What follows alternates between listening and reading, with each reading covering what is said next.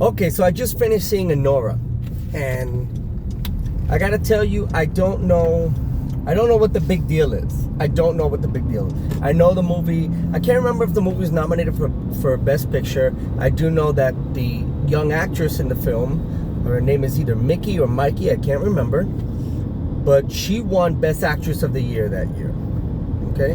She was revered for her performance, and the movie was sort of labeled as a modern day Cinderella, right?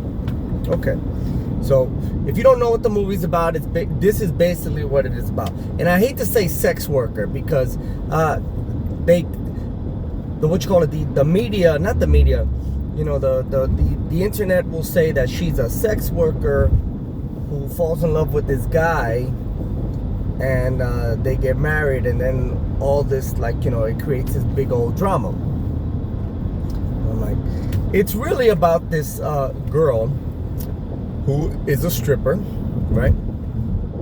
And I don't know what strippers' lives are like. I'm not a stripper. I've never really investigated the lives of strippers, but the way they make it seem like in this movie is that, you know, there are people who are strippers who do stripping, right? And then, you know, on their own time, some of them might do other things. Some of them might engage in sexual activities for money, you know. Some people call that being a prostitute. Some people call that being a whore. Some people just like to call them sex workers.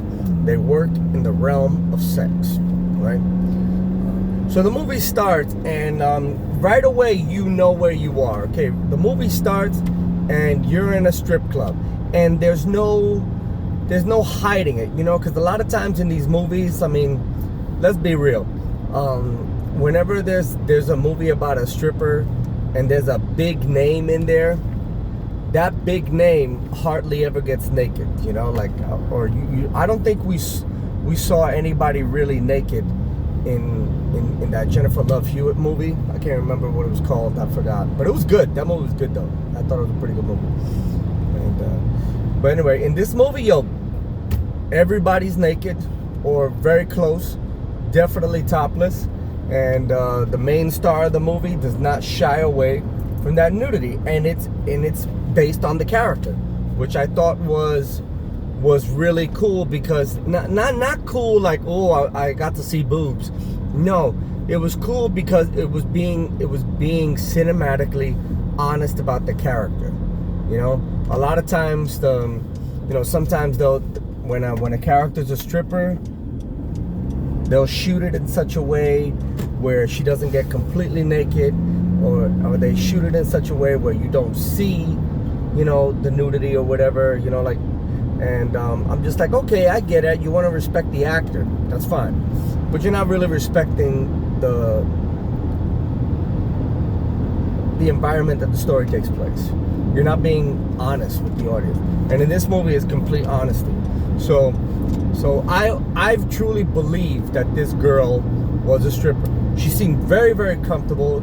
I did not see any instances of acting. Like, it really felt like this person does this for a living. And you know, she goes through a few customers. She does her thing. She does her dancing. She doesn't do anything out of the ordinary. She doesn't do anything to entice or incite sex. She's just dancing, lap dancing, doing that. But then she comes upon this one guy, and he's obviously a young man, and he keeps throwing money at her. Now, this is the person that does not have a lot of money, so she is, you know, she knows how to take money from men. She's sort of a professional of sorts. You know, I don't know how long she's been a stripper, but she definitely knows how to manipulate men into giving her money. And the truth is, these men have no issue with that. They want to give her the money. And this particular man is really a man boy. And this man boy is spending all of his parents' money. It is not his money. He has not earned this money. He comes from a wealthy family, extremely wealthy family, because he's able to spend, you know, tens of thousands of dollars in a day, hundreds of thousands of dollars in a week, and I can't fathom that, you know. But so she keeps in contact with this guy, and he invites her over for sex. He pays for it. Cool. He continues to pay for her company, and everything seems fine. Everything seems like, okay, it's just a bunch of kids behaving, in my opinion, irresponsible. The only thing responsible about what this girl does is that she makes him wear a condom. Okay, cool. That's cool. And she also invites a friend over to the big party, so this way she's not there by herself, just in case things go south. But fortunately for this film, nothing, I'm going to say nothing really inappropriate happens to any of the characters in the film. She goes to the party, she brings her friend, this man boy that she keeps in contact with is legitimately paying for her services, asking her to do this, asking her to do that, paying for her services, and she's open and honest and willing, and she's going along with it because she's making money. At the same time, she is genuinely enjoying herself. She truly is enjoying herself, enjoying her time, She gets to partake in drugs, she gets to party and dance, and at the same time, she makes more money than she makes in a regular week working at a regular job, So you're kind of with her along for this journey. And truth be told, maybe it's because where I am in my life and how I see the world and how I view those experiences based on my own experiences. Everything I'm seeing is just typical 20-year-old bullshit. It's typical 20-year-old nonsensical, trying to find yourself, trying to do all the stupid shit you can because you think you're gonna live forever. Being irresponsible, drunk, drugs, and sex. That's all this movie is about. And then, during a wonderfully high and drunk week that they spend together, they get married. And it seems like it's on a whim, But here's the part that I don't get about the movie. I never got a sense that she really loved this guy. And I never got a sense that he really loved her. What I did get was that they loved hanging out. I think she loved all of the perks that came with being with this guy. And the fact that this guy was not a total jerk. He was physically a non-domineering character. He was very non-threatening. He never disrespected her. He never hit her. He never cursed at her. He treated her well. He treated her the way you would think a nice guy would treat his girlfriend. Except in this case, he pays for it. And I think he comes from an environment where he's not used to, I guess, I don't think he has a lot of friends for the sake of having friends. I think he has a lot of friends and he has a lot of people in his life because he pays for it. And he's just used to that. And I don't think that he even really has a problem with that, or if he even realizes that he has a problem with that. He just knows that that's the way the world works. Money talks, bullshit walks, right? So they get married, and of course, this guy's family finds out about it. Now, this is where the movie gets interesting. And here's the funny thing. I don't really love this movie, but there's certain things I loved about it. Usually when you have a movie like this, where some guy or girl is insanely rich and comes from a rich family, and then they do something that the family doesn't approve of, the family gets involved, but it gets violent. Someone gets shot, someone gets stabbed, someone gets killed, someone gets murdered, someone gets run over, whatever. There is none of that in this movie. There is not a single gun that appears in this film. So when you hear this boy has this rich mommy and daddy, you're thinking, okay, this probably like, these are some illegitimate people, man. This is not going to end well. And when the boy's family finds out that he got married, of course, the mother and father, because they're never directly involved in their kid's life, they just hire people to take care of their kids. And these other people get involved that are supposed to be taking care of this kid, and they look like your typical, Russian henchmen. However, they don't behave that way. They don't like, pull the gun out. They don't pull a knife out. They don't beat you up. They don't, like, it's a really, if it wasn't for the cursing and the sex, this movie would be a PG-13 film. And it's really the nudity and the language that makes it rated R. And believe me, it's a hard R though. Like the sex in this movie is in certain cases mostly brief, but it's intense. It's like 2-3 seconds of intenseness. And then the cursing just rolls off their tongues like water. It's almost like it's part of their vernacular. It's not something that they're trying to say, and it's not something that they're shying away from. It's just something that rolls off their mouth naturally. So, but yeah, the movie's not violent, not very violent. I mean, yeah, there is a funny scene, and it's not funny. It's not meant to be funny because the reality is not funny, where she does sort of fight these guys off. And that's the funny thing, because these guys never hit her, and they never propose violence to her, but she goes on a rampage and starts fighting these guys. So she's the victim is the only one that is violent in this film, which is hilarious, because the perpetrator is the one that ties her up, the one that makes her do this stuff. They don't hit her, they don't hurt her. And I thought that was really, really interesting. One thing that did bother me though is that I'm from New York.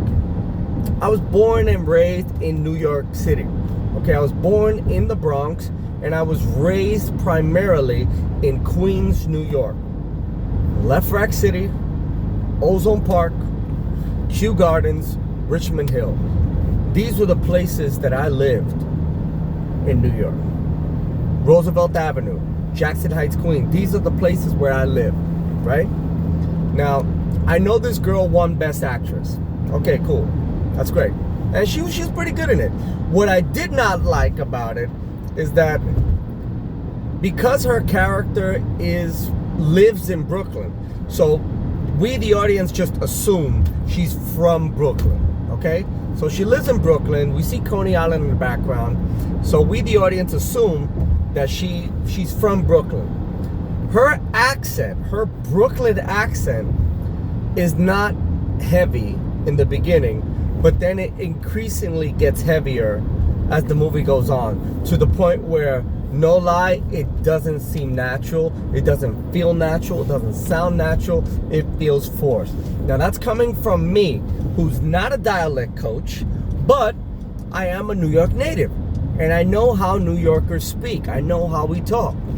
And not everybody has that accent. So whenever I see these movies where a character's from New York, and they have this heavy ass like New York accent, it bothers me, because not everybody from New York has such a heavy New York accent that it makes it so obvious.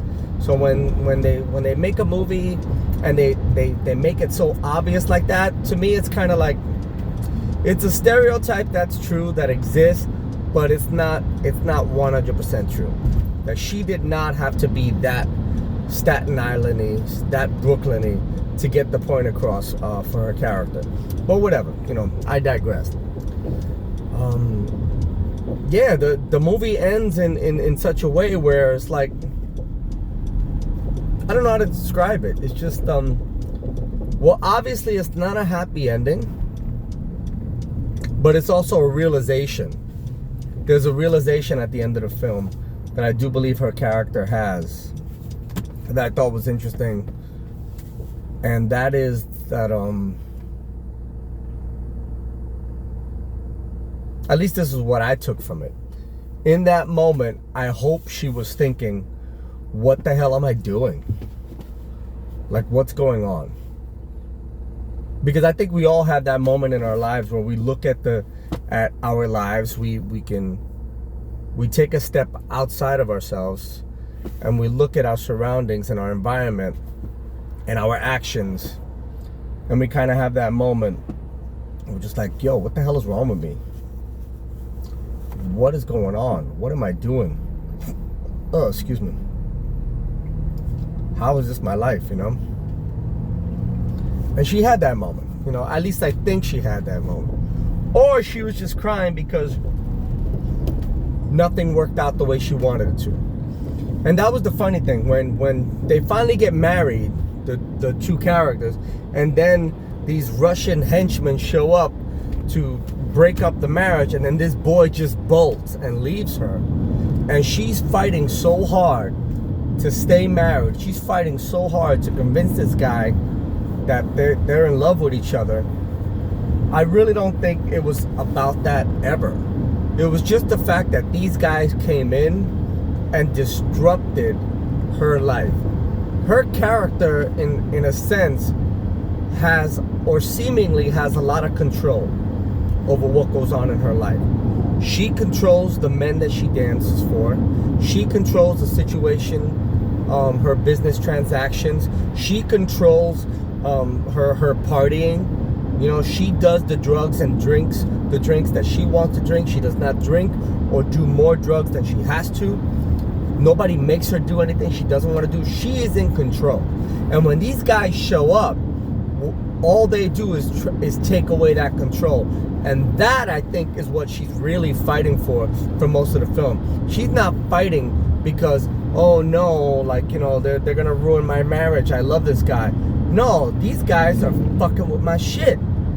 They are messing with me, and it's the principle of the situation right now. These men come into my room, disrespect me, disrespect my home, disrespect my husband, forcing me to get this marriage annulled. No. If I'm gonna get a divorce, it's gonna be on my terms. If I'm gonna get this annulled, it's gonna be on my terms. As the movie goes on, then she starts to relinquish control. And I think that was very, very hard for her to relinquish control. And when she finally does do that, I think it destroys her way of thinking, her way of being, because, you know, like, I'm pretty sure her life is not the greatest, and I'm pretty sure she didn't grow up dreaming about being a stripper, but she knows that she has to survive, and this seems to be the skill set that she has at this time that allows her the affordability to survive in a place like New York City. So when these guys come in and disrupt that, they represent pretty much raping her control, stealing her control, kidnapping her control, taking it away from her, and now she has no control over anything in her life. And she fights against that so hard. She's not fighting to keep this guy in her life. She's fighting to keep control. You know? I remember when I was 11 years old, I went to the movies with a friend of mine, and I had a book bag with me with 50 cents worth of potato chips in there. Now this book bag, this was the summertime, this book bag was old and nasty, and it was broken up, and I was getting a new book bag for school. I was gonna throw this book bag out after this use, and on this particular day, on my way home, these two guys robbed me. And one guy grabbed my book bag and he tried to take it from me. And I wouldn't let him have it. It wasn't about the book bag. It wasn't that I wanted the book bag. I didn't want this man taking something away from me without my permission. He was invading my privacy. He was invading my protective bubble, you know, like, this is mine, and you're trying to take it away from me. No. Wait till I throw it in the garbage, then you can have it. I ended up giving in because the guy pulled out a knife, and I was not in a position to start fighting. The man's got a weapon. Done. So I let it go. They must have been very, very upset when they finally opened that book bag and there was nothing but 50 cents worth of chips in there. It could have been worse because I planned on bringing my Game Boy with me that day. I'm glad I did not bring it. But yeah, like I think about that moment, like why did I fight for that bag? Because it wasn't about the bag. It was about what that bag represents. And so that's what this movie was. Like, you know, the whole time she's fighting to keep him is only because they're trying to take it away from her. It's really a movie about fucking children. All children. There are so many fucking children in this movie. Even the parents of the kid don't really have a sense of what's right and wrong. They just have a sense of power and duty. Nothing but a bunch of kids trying to hold on to their control. And of course the boy's family, because they are the rich people, they are the ones with the money, they were able to control the narrative. The people with the power and money are the ones that control the narrative. You can do your best to control your narrative, but somebody with more money and power can control your narrative over you. And that's messed up. And I think that's what the movie was about. Is it a great movie? No. But, you know, if you want to dissect it like this, it's interesting. Is it a bad movie? No. It's just a bunch of people. It's just a bunch of kids partying and having sex. Partying, and then that gets disrupted by, you know, this boy's family. That's it. And at the end of the day, that boy was he was a little idiot boy. He didn't really care about this girl. He just wanted to have sex. He wanted to party. He wanted to drink. Wanted to get high. I'm surprised they never show this kid throwing up, because he gets really, really wasted and he never throws up, which I found very interesting.